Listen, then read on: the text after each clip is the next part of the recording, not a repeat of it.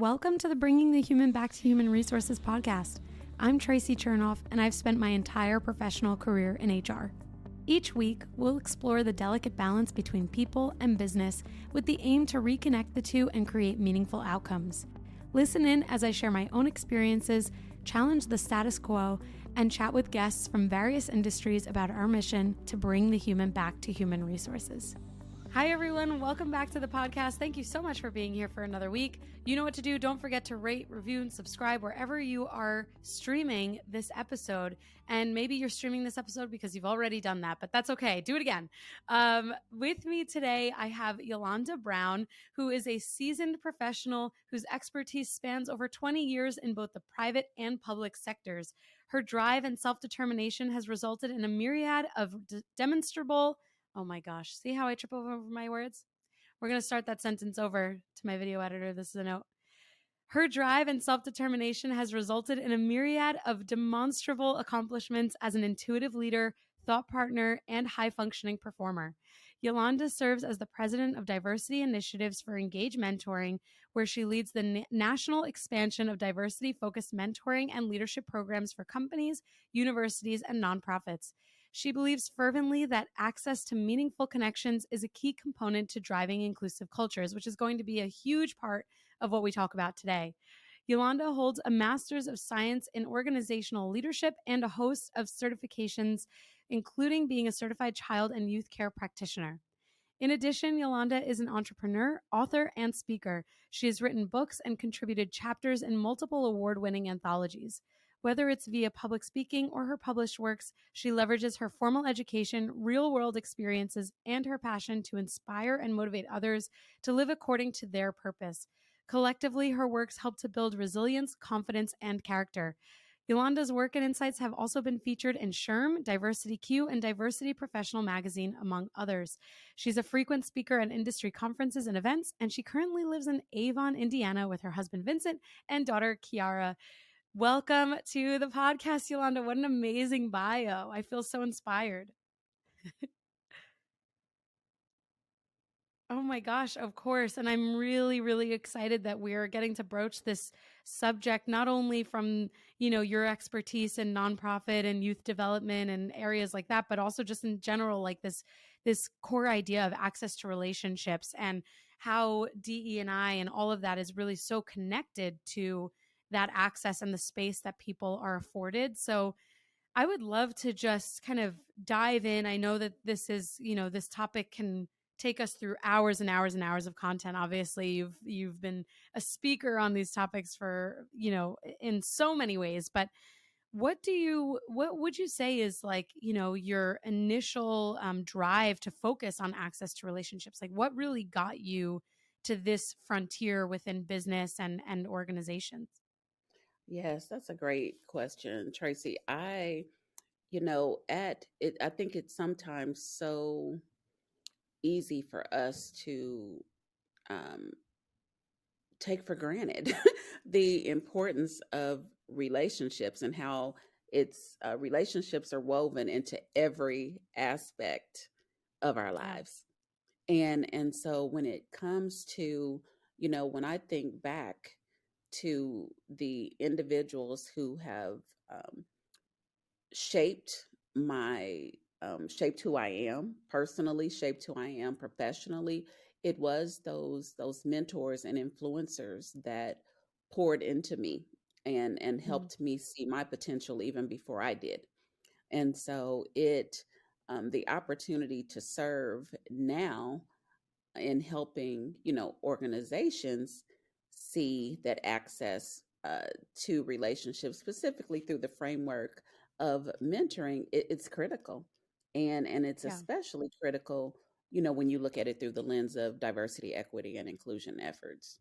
Absolutely. This is a really good point. And, when I think about just like even the episodes, generally speaking, that we've done on DE&I, there's always, kind of this underlying, at least maybe it's just in my mind, but this underlying realization that there's so much and there's so much to DE&I. There's so much that companies can do. There's so much that companies are doing, maybe not doing. And I think that Yes. sometimes can be really overwhelming. I know I Yeah. have felt overwhelmed by the need to focus on the importance of DE&I while Hmm. also having the overwhelm of like, am I inadvertently excluding anyone in the initiatives? Like, like there's so, because the focus is to be inclusive through those Yes. measures, it can be a lot. And I know, thinking about the statistics from 2020, DE&I roles were some of the most commonly and newly created roles in businesses, which is amazing because Yes. then it's not this like role that's sitting within HR or just, on its own. It's really like this concept as a structure, as a focus for a business. So in your Yeah. role, you're the president of diversity initiatives. So you probably hear this a lot. You probably, maybe you even give advice that it's like, hey, let's focus on one thing at a time. But what do you see as like, as the most common piece of feedback when you're working potentially with clients or even your own team around diversity initiatives? And is there a way to kind of focus on one thing at a time to build up to the most equitable, inclusive, diverse, uh, you know, organization possible? Yeah, such a great question. And so one thing that I want to say first is you mentioned, 2020, and that's what I call that's when the world blew up, The reckoning, around right? this Yeah. topic particularly. And, many organizations, as you said, were faced with various critical decisions, even, I remember at that time, the organization that I was with, that was when the decision was made that a DEI focused role was needed. Um, we implemented a DEI council or Wow. committee, which many other organizations have done. And even some organizations, that's when the strategic plan had, it was time to add a area or set specific goals around, outcomes, around DEI. The challenge becomes, you know, even then and still yet today, when I talk to various, DEI focused leaders from around the country, the challenge is that, and if I'm sure you've heard this term DEI fatigue. There Yeah. is a trend that DEI leaders are tired, that they feel unsupported, and, with unfulfilled or stalled activities that were high on the list 2 and 3 years ago. But now, budget cuts, shifts in Hmm. organizational priorities, overall, really lack of authority, and really not having a true voice at the table. You Yeah. know, that is the case in some organizations, not all. There are some organizations that are really getting this right. And those organizations, quite honestly, Tracy, were getting it right long before the reckoning. And Mm. that is, there are some organizations that already had these things, top of mind, top of focus, where they were committed to driving diversity, equity, inclusion, and belonging. They Yeah. understood, the need, um, long before it became a popular thing to do. And so, unfortunately, there are organizations. I just talked to an individual a few weeks ago, and I often hear, I'm a team of one. I'm a team Hmm. of one. I can only do so much.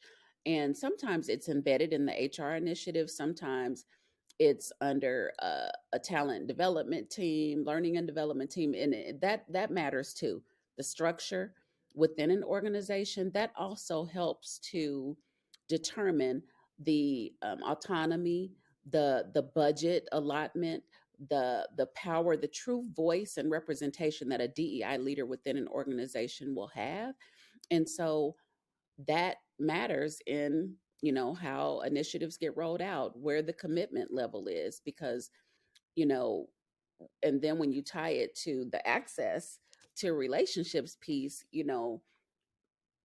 it really helps to broaden perspective. It helps to build community and remove barriers within organizations, but it has to start at the top, with Yeah. leadership buy-in. So if that DEI person isn't doesn't have a seat at the table with the other senior executive leaders, then what does Mm-hmm. that Right. say? Right. I'm like over here saying amen in my head because that's usually the crux of most issues actually when there's some new initiative. And of course, as an HR person, I think about this in my own frame of mind because when DE&I roles have not existed at companies that I've worked with, that was an HR focused or sponsored initiative. And Yeah, HR teams are notoriously very lean.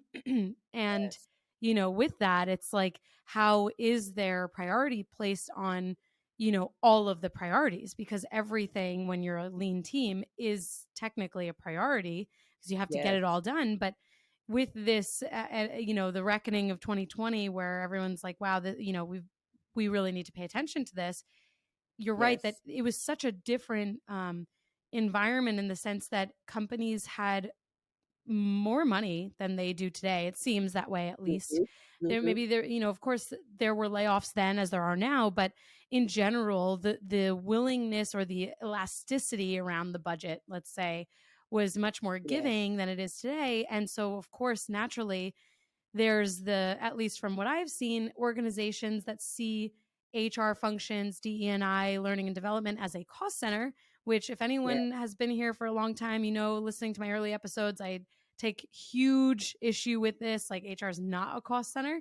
But the reality is that when a company views a structure or a function that way, it's going to be easier to make budget cuts, even if, yes. DE&I is as important as it is in an organization. So I think it's a really interesting perspective that you bring up. And then on the other side of things, it makes me think about how, when there is that DE&I fatigue or there is that party of one, how Yes. do they decide what those priorities are then?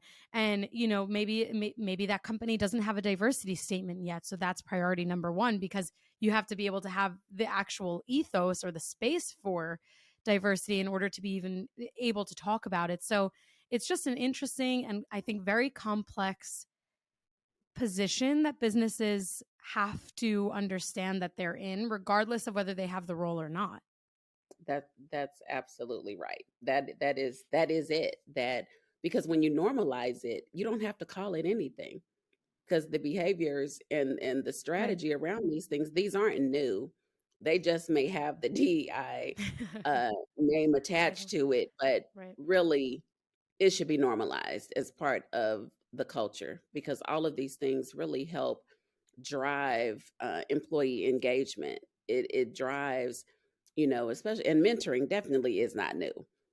No, right. Sometimes I feel like it's such a battle, with some organizations when we're talking because that we know that mentoring works. We know that we have uh, I know that our product is amazing, and I know we'll talk about that. But the thing is that mentoring isn't new.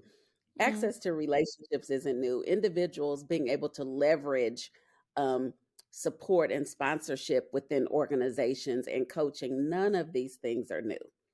And so that's why it's like, why is this so hard? Why is this so hard? Because it's just simply not in the top five, even we find, of initiatives and strategies that organizations leverage. And so it's sometimes, and because my background, I've been dealing with mentoring, whether it was mentoring youth or other professionals or being mentored. It's just always been a part of my makeup, Mm-hmm. and my career trajectory, quite honestly. And so it's really hard to understand why this is just not normalized and commonplace. Yeah. Yeah. I was thinking about, the reality of someone who is in this DE&I role or an HR focused DE&I role, however the structure is set up at an organization. And if or whether or not they have that seat at the table, at the executive table specifically, and Yes. if they don't, how mentoring could work for them internally. I mean, it can, it's a pretty thankless role when you are servicing employees as an employee yourself. And I've talked about this a Hmm. few times that HR DE&I, like those, the learning and development, those roles are misunderstood in the sense that they are providing services to employees. They themselves are employees. And so they have a different type of like skin in the game, so to speak. Mm-hmm. But other functions don't have that same understanding. And so when it comes to normalizing, as you've said, normalizing these concepts and ideas, it's also kind of like a change management issue. Like I think about even just fundamentally, if people or Yes. organizations are not including, you know, diverse or diversity, equity, and inclusion at the hiring stage, in the sense of like how they think through hiring, how they Yeah. like enable access and things like that, what types of questions that they're asking or not asking. When that, that's like a perfect example of like when you build that into the culture at an organization, you don't even think twice about it. Now you've actually enabled someone to have that muscle memory for how to create space for individuals, whether it's making sure someone on their interview team or that their interview team in general is Yes. representative of the organization's diversity, or Mm. the questions that kind of share the ethos and the culture of the organization around D, like all of those things. And so I can imagine in a place where someone is a party of one, that Yes. they probably need mentorship more than ever because it's such a siloed feeling. And Yes. they probably don't really have that same access. So I would love to kind of shift gears into that. Like, how do companies create that space for mentorship? When we think about like what you've mentioned around access to relationships, how does that all connect with these DE&I focused initiatives?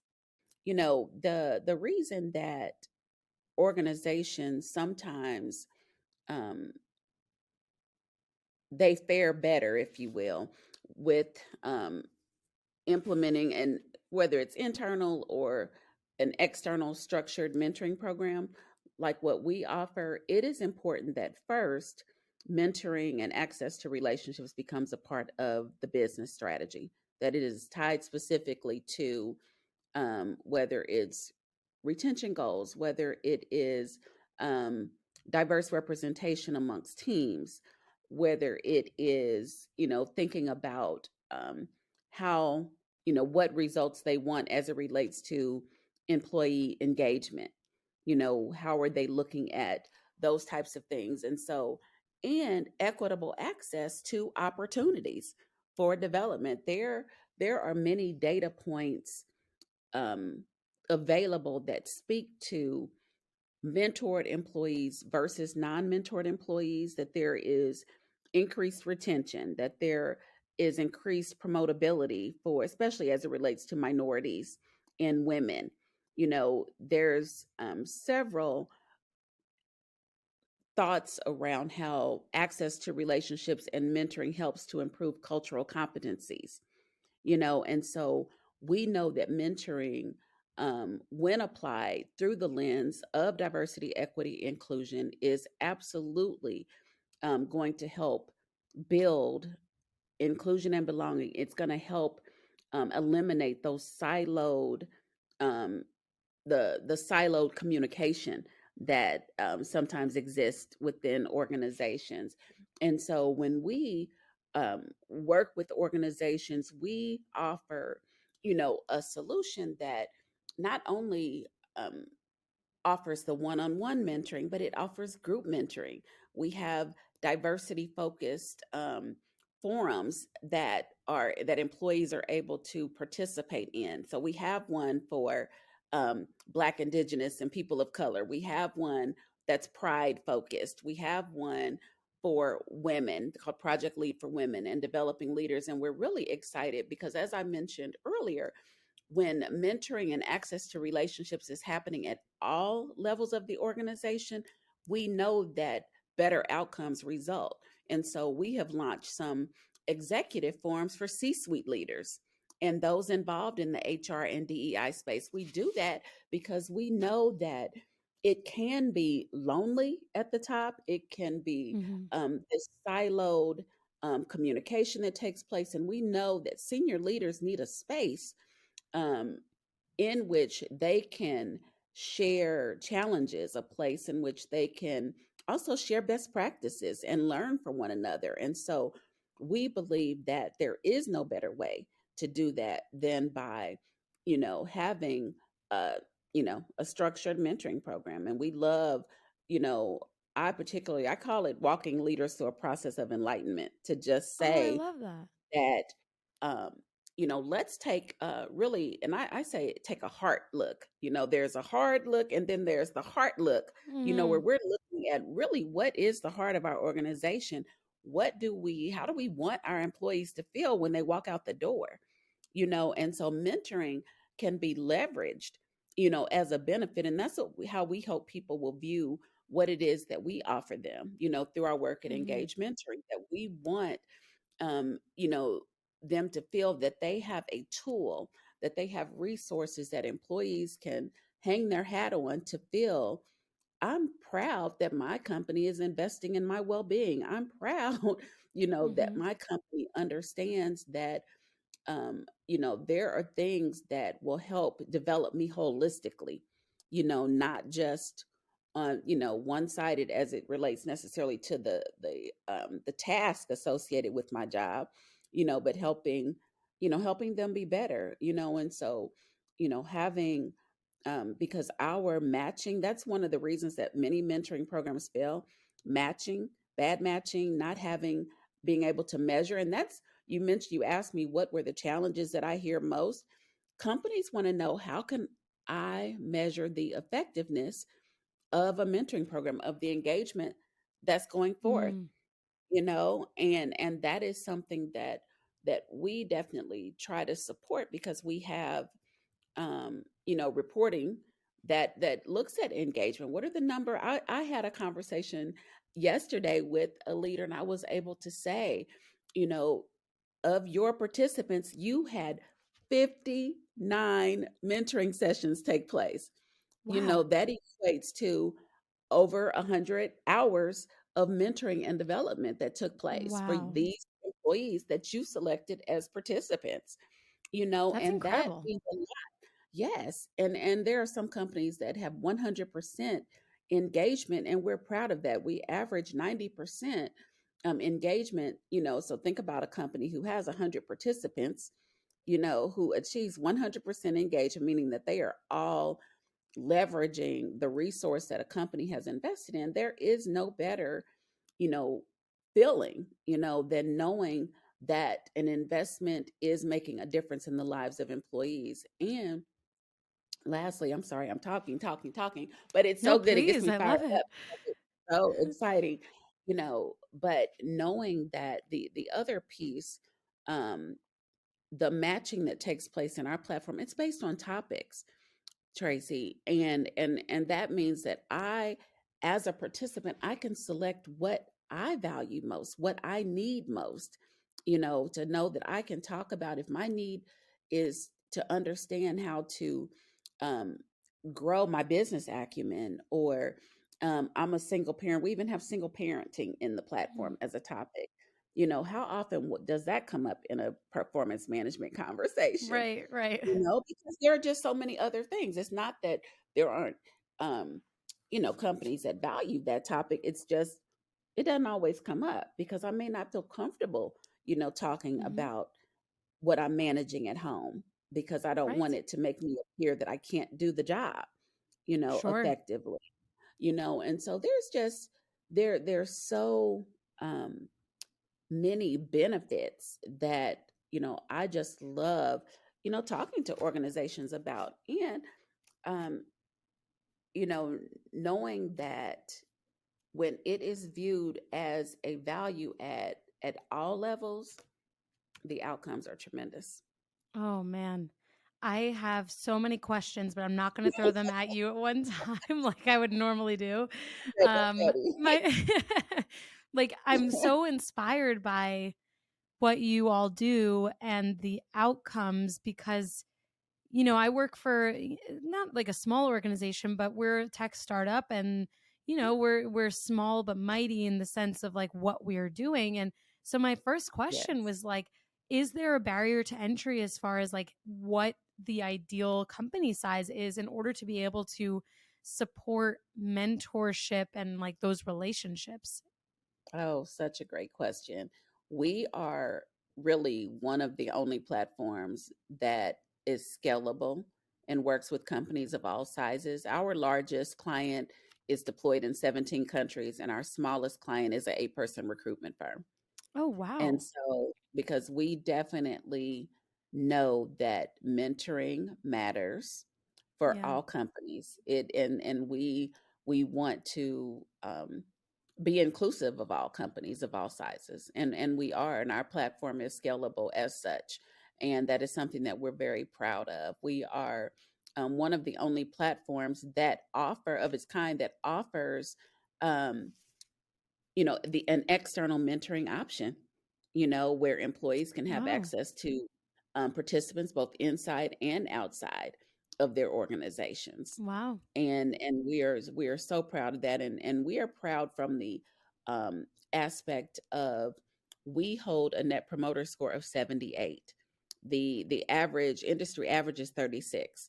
Mm. We know that um, engagement, that no pun, but kind of sort of on the name, that we're called engaged mentoring for a reason, Right. and we um we're very proud, of the product, and proud that we're able to scale with companies and grow with them. If they pilot 100 employees, or if they pilot, you know 50 or more, our sweet spot is companies with employees between 50 and 500, but we definitely work outside of that scope as well, and That's we have clients that represent that. If your company is remote or hybrid, then you know just how difficult it can be to grow your company's culture beyond a pre scheduled Zoom happy hour or occasional lunch and learn. Well, this week's sponsor is here to solve that. They're called CultureBot. CultureBot has devised what will likely become the gold standard for growing and blossoming a company culture inside of Slack. The app is like a sidekick for any HR or people professional, automating a lot of the mundane tasks you probably are forgetting to do on a daily basis. Things like birthday and work anniversary celebrations, team shoutouts and kudos, employee introductions, and remote games. It even has health and wellness tips and conversation starters. If that piques your interest, this will get you even more excited. Today, I'm able to share a special promotion for listeners of the podcast. You can get your first 6 months of CultureBot for 50% off. Plus, if your team is under 25 employees, CultureBot is free forever. So if you're looking for a way to create a culture of appreciation and drive increased engagement and togetherness across your team, I definitely recommend checking out CultureBot. Go to getculturebot.com/humanhr. That's getculturebot.com/humanhr to get the offer. Plus, I've added the link in the show notes so you can just click right there. Now, let's get back to the podcast. That's amazing. And I think it sounds like you guys have a lot to be proud of. I mean, to hear Yes. that there are companies of fewer than 10 employees prioritizing mentorship, let alone being able to take part in that, I think is really, Yes. really cool. I I really think that, when I think back on my career, and I'm sure that you, given your role and engaged mentoring and what you do, maybe you can relate to this as well, that there are so many people, and we were kind of talking about this before we started recording, that there's so many people who come in and out of your life that have an impact Yes. on your career, whether it's just like the professional stuff and truly career driven stuff that you do, or even as you have a family and how you integrate your career with your personal life. Like there's so many people that have small but mighty, and sometimes just like really large and mighty influences on our experiences. And it's not lost on me that mentorship, even if it's not in a formal environment, is so Yes. critical to someone feeling really connected to the bigger picture, the organization, feeling engaged Yes. in what they do. And this like other thing that I thought about before when I had all of these questions in my mind is that it probably, and I would love to know like some facts on this if you have it too, but it probably is like a super symbiotic relationship in the sense that the mentor feels really good about what they're able to do and they're engaged because they're involved beyond the scope of their day-to-day role. And the mentee is obviously super engaged because they're getting, this wealth of knowledge from someone that's invested in their career development. And it's not necessarily Right. their boss. This is someone else taking the time. Right. Is that an accurate statement? I hope. Yes, no, it is. It is an accurate statement in that, there are benefits on both sides, benefits for the mentor and the mentee. Yes, feeling um, fulfillment, for themselves and their ability to transfer knowledge to someone else and pour into someone else's lives and speak into their success, Mm. and as a mentee, yes, I feel, um, fulfilled from the point of that someone is investing in me, that I'm able to also have a space for um, not only sharing my experiences, but learning and just being a sponge for that knowledge transfer. But one thing that I love about that is also unique about us, our participants, Tracy, we invite to serve as both mentee and mentor.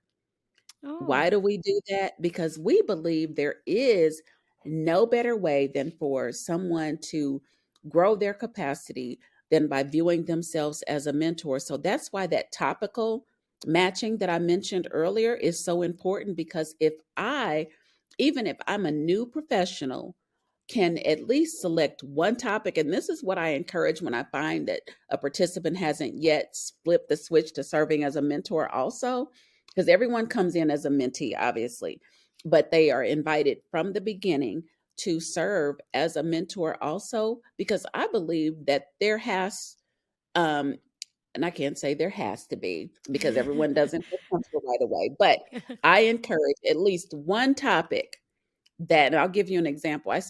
She was an executive assistant to a very um, influential senior leader. Okay. Mhm. And she had not selected to serve as a mentor yet. And she said, I don't feel comfortable.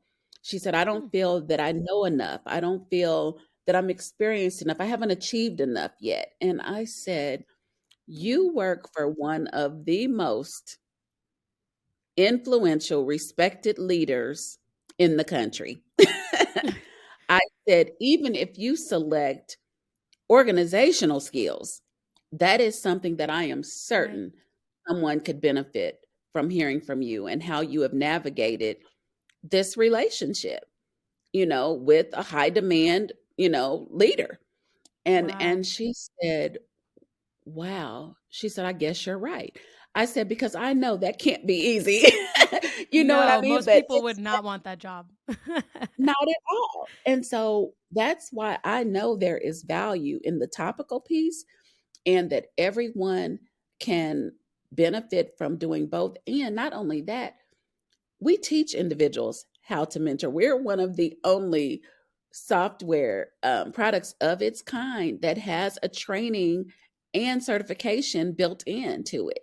And so our participants have 6 courses built into our platform that they can complete. And when they complete it, Tracy, they get a mentoring certification along with a badge that they Wow. can display on their LinkedIn. Because again, and these courses, and they are good. Like, I went through them, of course. Well, I would hope I would have my certification, Right, right.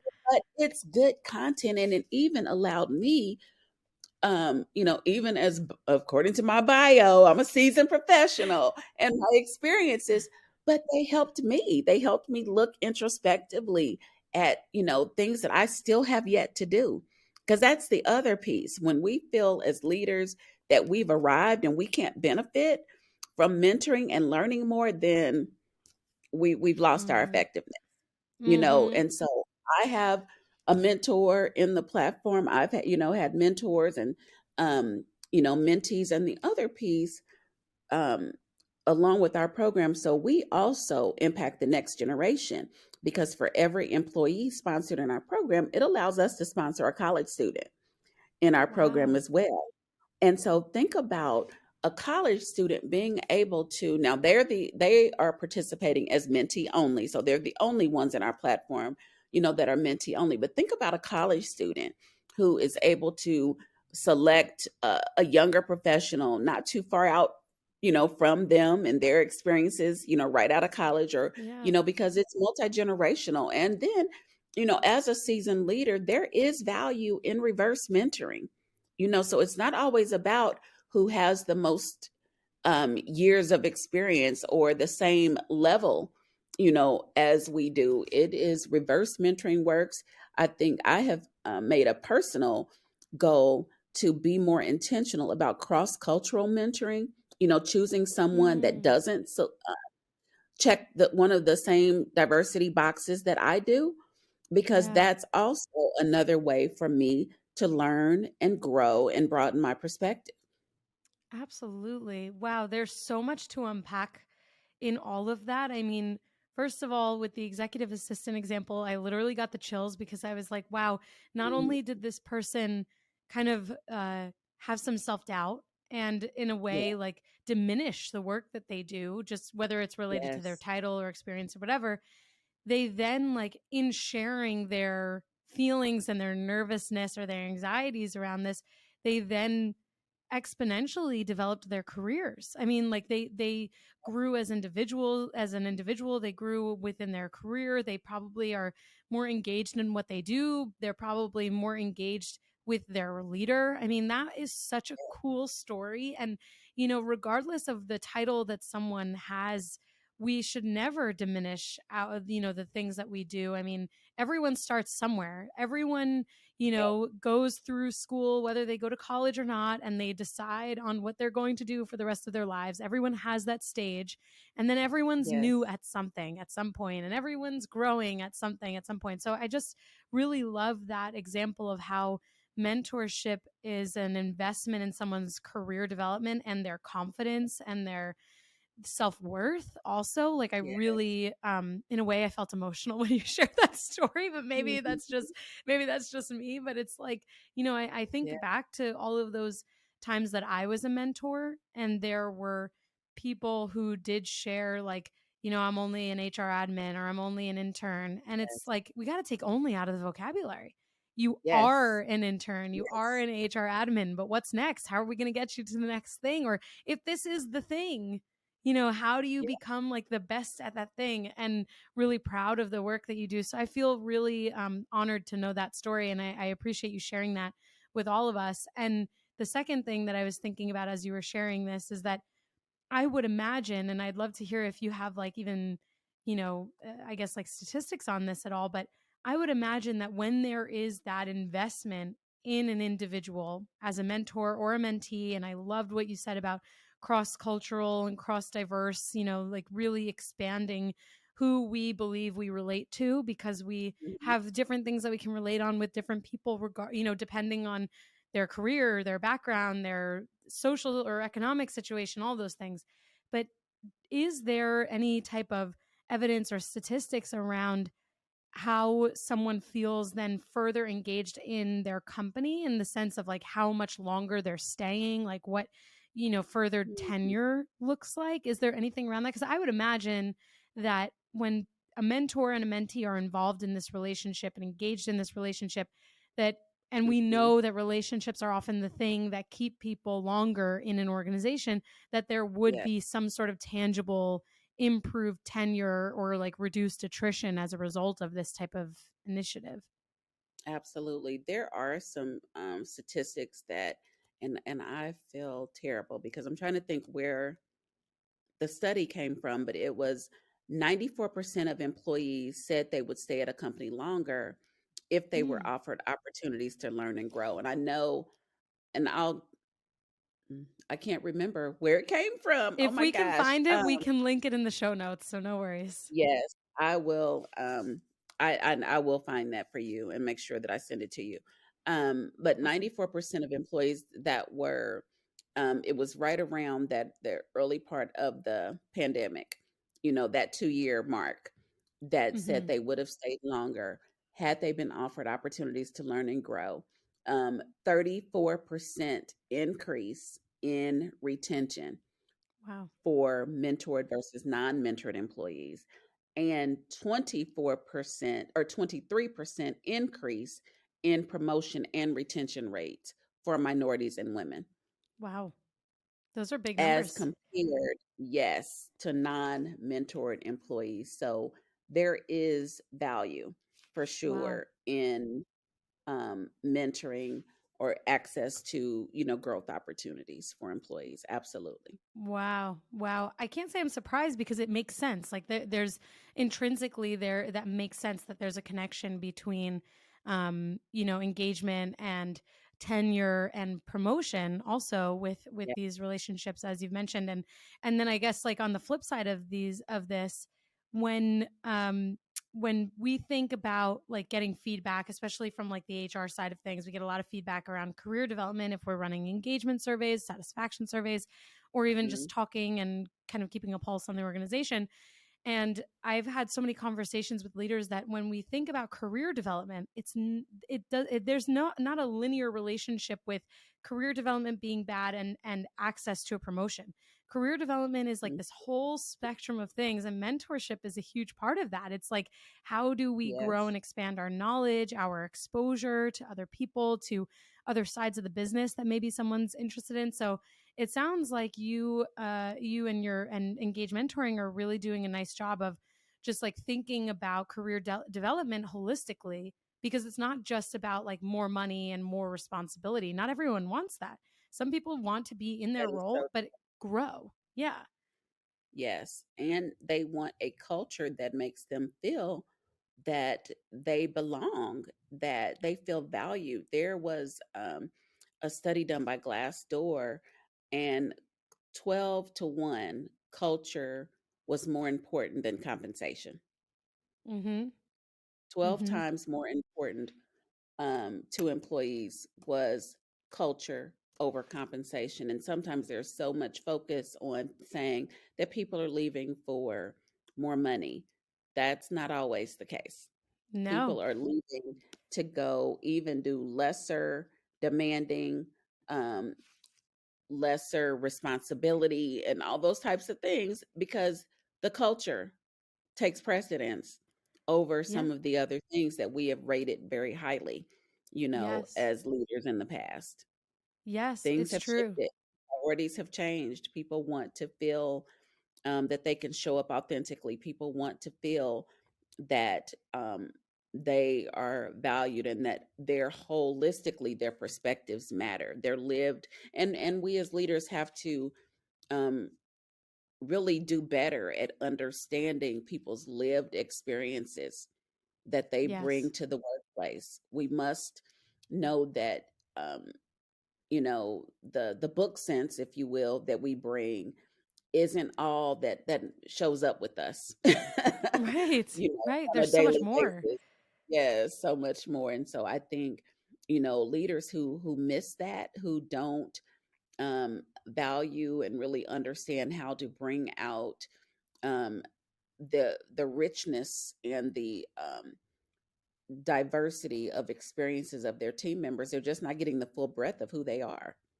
Absolutely. I always like to say that 2020 was really the year that allowed us to see that gone are the days where people like leave their stuff at the door. I'm not willing to Yeah, call it baggage because I don't think it's baggage. It's like experience, life yeah, experience, right? But employees are not doing that. They're like, oh, yep, I'm a parent, I'm a mother, I'm a husband, whatever, father, whatever it yeah, is.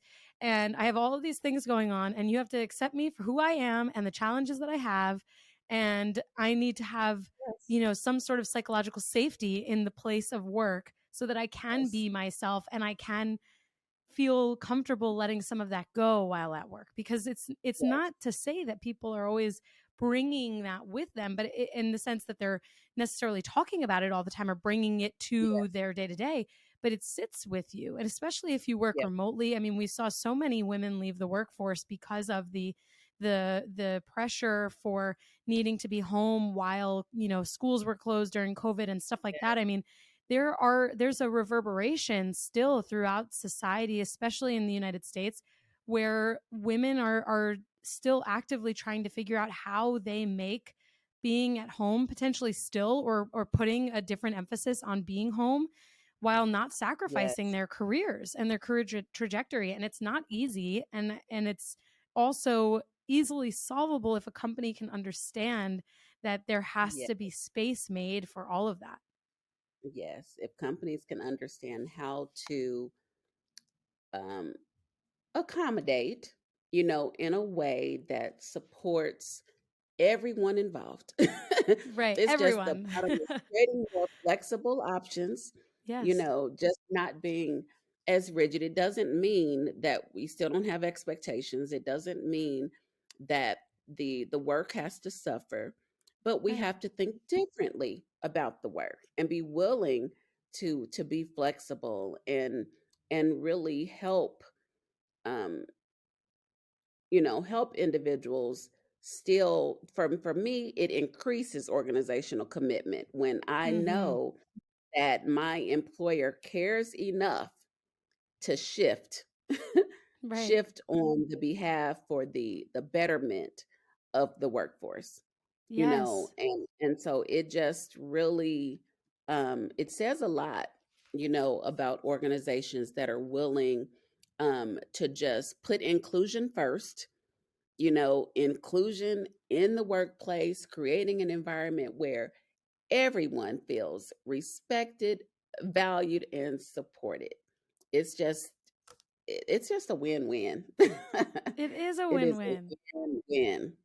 It really is. And I just love that we've been able to come full circle in connecting how, the access to relationships and mentoring and all of that to DE&I and how it's so interconnected, and that this is the heart Yes. of DE&I, is like making that space, understanding that we all have come from different life experiences and backgrounds, and there are similarities and differences and the like, and that companies can really just like focus their efforts on the relationship, which is so important in Yeah. everything. Like relationships are everything to career growth, to, potentially someone's ability to get their next job. Like relationships are everything. So if we just keep it simple and we remember that and we invest Yeah. in that, it's like the DE&I focus that companies have to have can really become like organically driven just by thinking about the value that's placed on how people connect and relate to one another and understand one another. So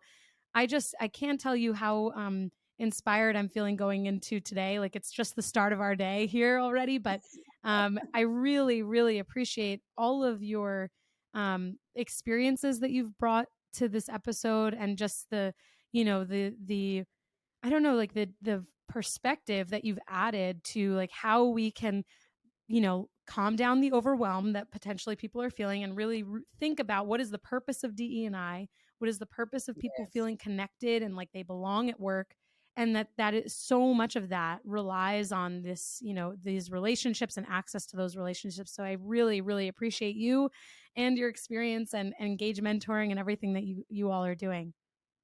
Yes. Thank you so much, Tracy. Thank you for all that you bring, just your authenticity, Oh, and offering this thanks. platform to your audience. And it just it's inspiring. And I hope that everyone, takes from this, segment that, you know, there is a cost to doing DEI, Yeah. and there is a cost to not doing it.